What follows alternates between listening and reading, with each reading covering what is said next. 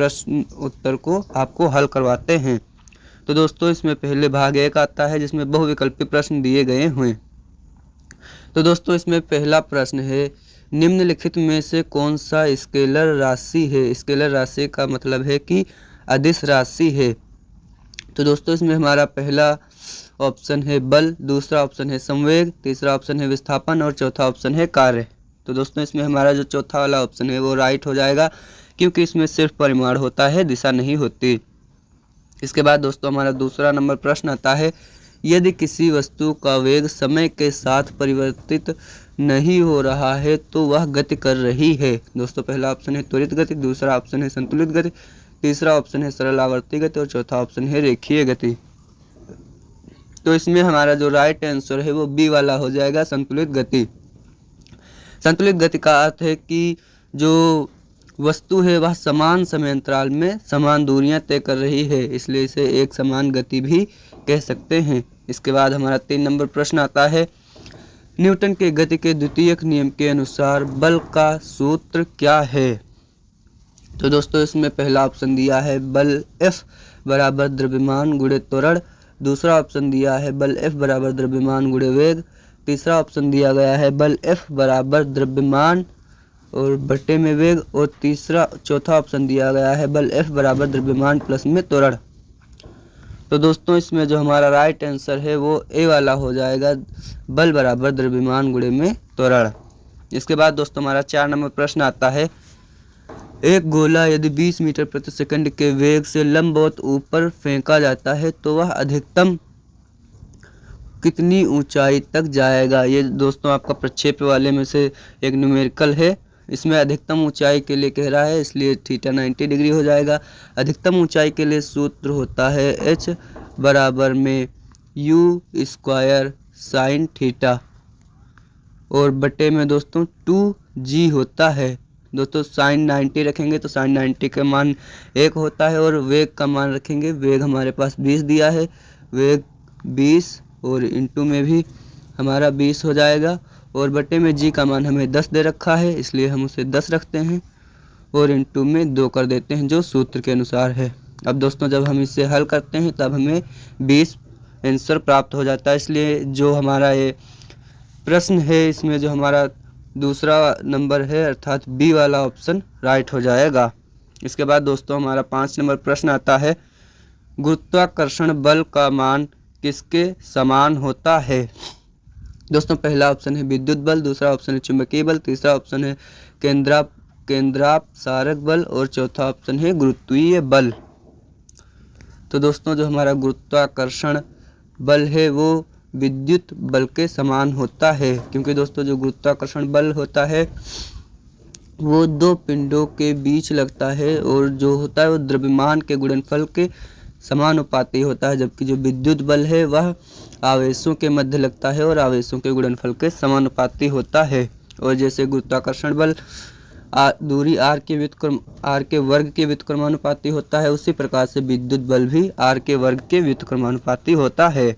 इसके बाद दोस्तों हमारा 6 नंबर प्रश्न आता है, एक वस्तु की संवेग नियतांक किस पर निर्भर करता है। दोस्तों पहला ऑप्शन है द्रव्यमान, दूसरा ऑप्शन है वेग, तीसरा ऑप्शन है दोनों ए और बी और चौथा ऑप्शन है इनमें से कोई नहीं। तो दोस्तों हम जानते हैं कि संवेग p बराबर में द्रव्यमान और गुणे में वेग v होता है, इसलिए जो हमारा संवेग होगा वो द्रव्यमान और वेग पर निर्भर करेगा। तो इसलिए हमारा इसमें जो तीसरा वाला ऑप्शन है दोनों ए और बी राइट हो जाएगा। दोस्तों इसके बाद हमारा 7 नंबर प्रश्न आता है, यदि कोई वस्तु वृत्ताकार गति कर रही हो तो उसका त्वरण होगा। दोस्तों इसमें हमारा पहला ऑप्शन है 0, दूसरा ऑप्शन है वेग के समान, तीसरा ऑप्शन है केंद्र की ओर और चौथा ऑप्शन है वृत्त की स्पर्श रेखा के समान। तो दोस्तों ये तो प्रश्न आपका बहुत ही सरल है, इसमें हमारा जो राइट आंसर हो जाएगा वो केंद्र की ओर हो जाएगा, क्योंकि जब कोई वस्तु वृत्ताकार मार्ग में गति करती है तो उसके द्वारा केंद्र की ओर त्वरण लगता है, जिसे अब केंद्र त्वरण कहते हैं। दोस्तों इसके बाद हमारा 8 नंबर प्रश्न आता है, एक वस्तु का संवेग 2 सेकंड में 10 kg मीटर पर सेकंड से बढ़कर 30 kg मीटर पर सेकंड हो जाता है, उस पर लगाया गया बल कितना होगा। दोस्तों पहला ऑप्शन है 5 न्यूटन, दूसरा ऑप्शन है 10 न्यूटन, तीसरा ऑप्शन है 15 न्यूटन और चौथा ऑप्शन है 20 न्यूटन। तो दोस्तों हम न्यूटन के द्वितीय नियम के अनुसार जानते हैं कि बल F बराबर में होता है संवेग में परिवर्तन की दर के। तो दोस्तों जब हम यहाँ पर संवेग में परिवर्तन की दर P1 माइनस P2 बटे में T डालते हैं, फिर जब हम इनके मानों को पुटअप करते हैं तब हमारा आंसर निकल कर आ जाएगा। दोस्तों P1 की जगह पर हम 30 लिख लेते हैं और फिर 10 दिया है और उसके बटे में समय दोस्तों हमें 2 सेकंड दे रखा, तो हम उसे भी डाल लेते हैं। तो इस प्रकार से दोस्तों जब हम इसे हल करेंगे तो हमारा 10 न्यूटन राइट आंसर आ जाएगा। इसके बाद हमारा 9 नंबर प्रश्न आता है, निम्नलिखित में से कौन सा केपलर के ग्रह गति के नियम से संबंधित नहीं है।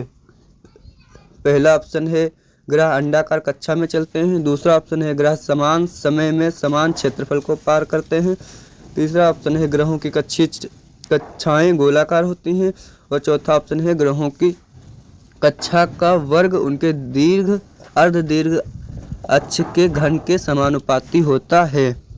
तो दोस्तों इसमें जो हमारा सी वाला ऑप्शन है वो राइट हो जाएगा, क्योंकि जो केपलर के अनुसार होता है तो कोई भी ग्रह दीर्घ वृत्ताकार पथ पर सूर्य के परितः चक्कर लगाता है और दीर्घ वृत्ताकार पथ जो होता है वो अंडाकार ही होता है और इसमें दिया गोलाकार होता है, इसलिए यही हमारा राइट हो जाएगा, क्योंकि यहाँ नहीं है पूछ रहा है। इसके बाद दोस्तों हमारा 10 नंबर प्रश्न आता है, कार्य का मात्रक है। दोस्तों पहला ऑप्शन है न्यूटन, दूसरा ऑप्शन है जूल, तीसरा ऑप्शन है वाट और चौथा ऑप्शन है पास्कल।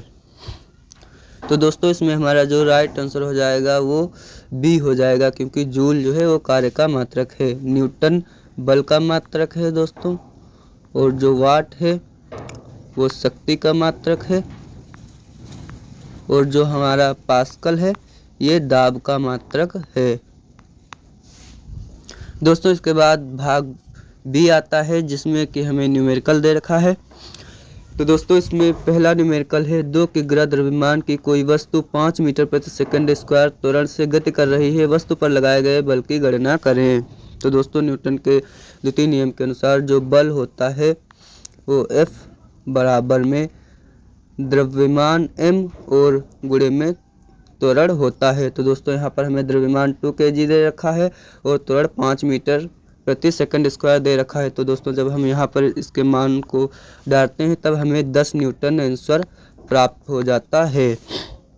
दोस्तों इसके बाद हमारा दूसरा प्रश्न इसी में आता है, 10 मीटर ऊंचाई से गिरती हुई किसी वस्तु का पृथ्वी पर गिरने से पहले वेग ज्ञात करें, जिसमें हमें g बराबर 10 मीटर प्रति सेकंड स्क्वायर दे रखा है। तो दोस्तों इसमें हम गति के जो है सेकंड नियम का प्रयोग करेंगे, क्योंकि ऊंचाई से गिर रही है इसलिए जो वेग होगा u वो 0 होगा और जो त्वरण होगा वो g के बराबर हो जाएगा। तो यहाँ पर हमारा सूत्र रहेगा यस जो ऊंचाई बराबर में 1/2 gt स्क्वायर हो जाएगा। दोस्तों यहाँ पर यस की जगह पर आप ऊंचाई भर देना और यहाँ जी की जगह पर आप जी का मान डाल देना और हल करने पर इसका उत्तर हमें प्राप्त हो जाएगा। दोस्तों इसके बाद हमारा तीन नंबर प्रश्न आता है, किसी वस्तु की गतिज ऊर्जा 200 जूल है और उसका वेग 10 मीटर प्रति सेकंड है, वस्तु का द्रव्यमान ज्ञात करें। तो दोस्तों हम जानते हैं कि गतिज ऊर्जा के बराबर में 1/2 mv स्क्वायर होता है। तो दोस्तों k की जगह पर हम उसकी गतिज ऊर्जा डाल देंगे और v की जगह पर हमें जो वेग दे रखा है उसे हम डाल देंगे और इस प्रकार से हमारा द्रव्यमान m निकल आएगा। मैं कैलकुलेशन करने का जिम्मेदारी आपके ऊपर डालता हूं, आप लोग इसे कर लेना। इसके बाद 4 नंबर प्रश्न आता है, किसी वस्तु का संवेग 6 kg मीटर प्रति सेकंड है और उसका द्रव्यमान 2 kg है, उसका वेग ज्ञात करो। तो दोस्तों जो संवेग होता है उसका सूत्र P बराबर में m और इंटू में वेग v होता है। तो दोस्तों यहाँ पर हमें संवेग दे रखा है और द्रव्यमान दे रखा है। संवेग और द्रव्यमान का मान डालने पर जब हम इसे हल करेंगे तब हमें वेग प्राप्त हो जाएगा। इसके बाद हमारा दोस्तों 5 नंबर प्रश्न आता है, 50 मीटर की ऊंचाई से गिरती हुई गेंद का पृथ्वी पर टकराने का समय ज्ञात करें। दोस्तों इसमें हमें g बराबर 10 रख देना है और इसको गति के द्वितीय नियम से हल कर लेना है, जहाँ पर u बराबर 0 रहेगा। और इस प्रकार से जो हमारा समीकरण बन जाएगा वो यस बराबर में हाफ GT² रहेगा। यहाँ पर g की जगह पर आपको दोस्तों 10 डाल देना है और यस की जगह पर 50 डाल देना है। इसके बाद दोस्तों भाग सी आता है, जिसमें हमारा तो भाग सी में आपको कार्य ऊर्जा प्रमेय को व्युत्पन्न करना है। तो दोस्तों ये आपका एक डेरिवेशन है जिसे आपको व्युत्पन्न करना है, तो दोस्तों आप इसे कर लेना। इसके बाद हमारा 2 नंबर प्रश्न आता है, इसमें संवेग संरक्षण का सिद्धांत को सिद्ध कीजिए। दोस्तों यहाँ पर आपको संवेग संरक्षण के सिद्धांत को सिद्ध करना है।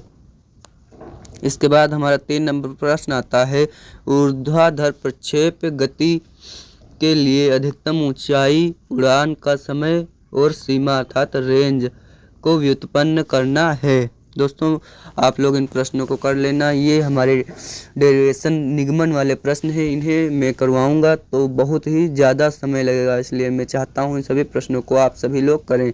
और यदि आप सभी को परेशानी आती है इन सभी प्रश्नों को करने में तो कमेंट बॉक्स में अवश्य बताएं, मैं आपको इसका सॉल्यूशन ज़रूर ही प्रोवाइड करूंगा। इसी में दोस्तों हमारा 4 नंबर प्रश्न आता है, गुरुत्वाकर्षण बल का न्यूटन का सर्वात्रिक नियम सिद्ध कीजिए। तो दोस्तों इसमें आपको गुरुत्वाकर्षण बल का न्यूटन का सर्वात्रिक नियम F बराबर G/m1m2/r² को सिद्ध करना है, जिससे आप केपलर के नियमों के अनुसार ही सिद्ध करेंगे, क्योंकि उन्होंने केपलर के नियमों से ही ऐसा निष्कर्ष निकाला था। दोस्तों इसके बाद हमारा 5 नंबर प्रश्न आता है, इसमें सरल आवर्त गति का समीकरण व्युत्पन्न कीजिए। दोस्तों सरल आवर्त गति का समीकरण y बराबर में a sin ωt आपको सिद्ध करना है, इसको आपको व्युत्पन्न करना है, जहाँ a जो है वो हमारा आयाम है और y विस्थापन। दोस्तों इसी के बाद इसमें हमारा भाग डी आता है, जिसमें पहला प्रश्न है, एक न्यूटन के गति के तीनों नियम समझाइए और उनके दैनिक जीवन में अनुप्रयोग बताइए। दोस्तों इसमें आपको न्यूटन के तीनों नियम बताना है और उनके दैनिक जीवन में प्रयोग भी बताना है। जैसे प्रथम नियम का प्रयोग बस में बैठे यात्रियों पर होता है और द्वितीय नियम का प्रयोग तो हम लोग डेली करते ही हैं, और इसी प्रकार से तृतीय नियम का प्रयोग भी होता है, क्रिया प्रतिक्रिया का नियम जिसे कहते हैं। दोस्तों उसका प्रयोग रॉकेट नोदन में होता है, अर्थात रॉकेट को जब छोड़ा जाता है उसमें भी होता है, और आप सभी लोग भी जनरली देखे होंगे जो हमारा हेड पंप अर्थात नल होता है वो भी क्रिया प्रतिक्रिया के नियम पर ही कार्य करता है। दोस्तों इसके बाद हमारा 2 नंबर प्रश्न आता है, संवेग तथा बल के बीच संबंध को समझाइए और संवेग संरक्षण का सिद्धांत की व्याख्या कीजिए। तो दोस्तों आपको संवेग संरक्षण और बल के बीच संबंध बताना है, तो दोस्तों संवेग संरक्षण और ये वाला आप लोग कर लेना।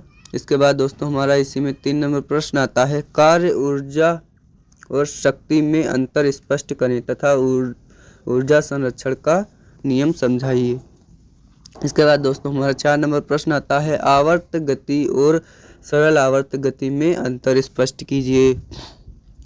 इसके बाद दोस्तों हमारा इसमें 5 नंबर और अंतिम प्रश्न आता है, गति के समीकरणों को व्युत्पन्न करें और उनके उपयोग बताइए। दोस्तों आपको गति के तीनों समीकरणों को उत्पन्न करना है और उनके उपयोग भी बताना है। तो दोस्तों आशा करता हूँ आपको हमारे सभी पेपर बहुत ही पसंद आए होंगे जो मैंने डाला है, और ये पेपर भी आपको बहुत ही पसंद आया होगा और आपने हमारे चैनल को लाइक और सब्सक्राइब कर दिया होगा। तो दोस्तों मिलते हैं किसी अगली वीडियो के साथ, तब तक के लिए आप सभी लोग मस्त रहें और अपना ख्याल रखें। जय हिंद।